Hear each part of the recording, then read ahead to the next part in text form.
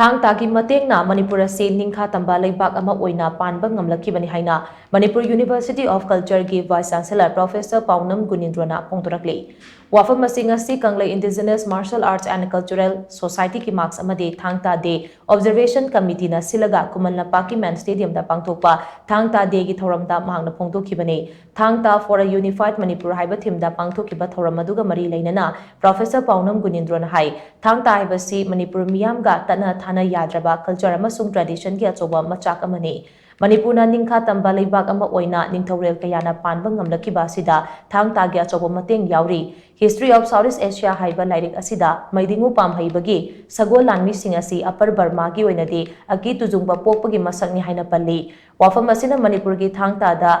cheliba matik mayai adu mayek sengna tai. Komjali singmaga chanipan Maniputara matoida British na Manipur paisin kraba matung Thang-Ta amade nongmaina chingba pumnamag sayol amagi manungda surrender tawgadabani haina British ki general amana order thoki madudagi ipa ipu singna thambiramba Thang-Ta gi mahai asi tapna khongul mutlakba haibadu oirakhi adumakpu komjali singmaga chamapan kunmapan Maharashtra Chandrakirti gi matamda mutharaklaba lamdamasigi yelho masana singamade Thang-Ta asi hingat hannaba konungda darbar phamki. Maduga iroinana kumjali singamaga chamapan kuntra marigi me thada phamkiba Nikhil Hindi Mahasabha gi mefam amada Thang-Ta yauna ipa ipu singna thamlamba mahai sing yokhatpa haina warep lauki madudagi chahi adumaki October thada Thang-Ta asi Manipur gi laimaida nauna mayon chongba haurakhi matam adudagi school na chingbada Thang-Ta asi khara takpi tambiba haurabasu mapung phana chana hanba ngamkhide adumakpu Thang-Ta gi sintakpa sing amade kimarks ki thongmi singna chen chonglaga Thang-Ta asi mahailoisang singda tamnabagi dama kumjali singani tarahumdoi da Board of Secondary Education Manipur da syllabus oina prem tauki Maduda bosem na su ayaba pirakpadagi kumjali singani taramari dagi optional subject amoina class 9 amasung 10 da tamba huhanki Ngasidi Thang-Ta asi class 11 amasung 12 phauba optional subject amoina tamlei masi pumnamak Thang-Ta gi lekhidraba sintakloi sing amadi ki marks na kanna hotnabadagi oiba ngamlakpani haina Professor Paonam Gunindro na makhatana phongdoki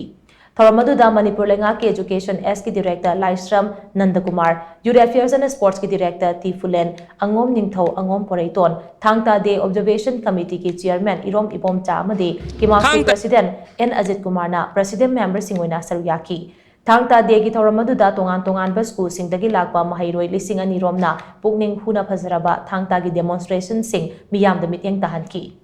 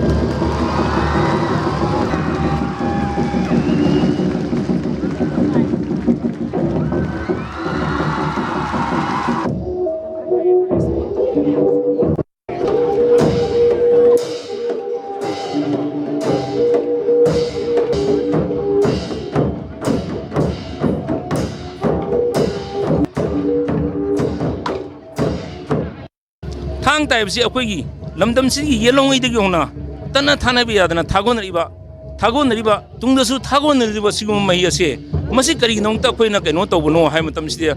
Thang-Ta gi mapane ba khoina akhoi Manipurna yamna maning tamna Ning-Kha tamna masi akhoina leibak ngakpang ngamamimse adna matamamda kari hairong ge ham tamda akhoi gate ki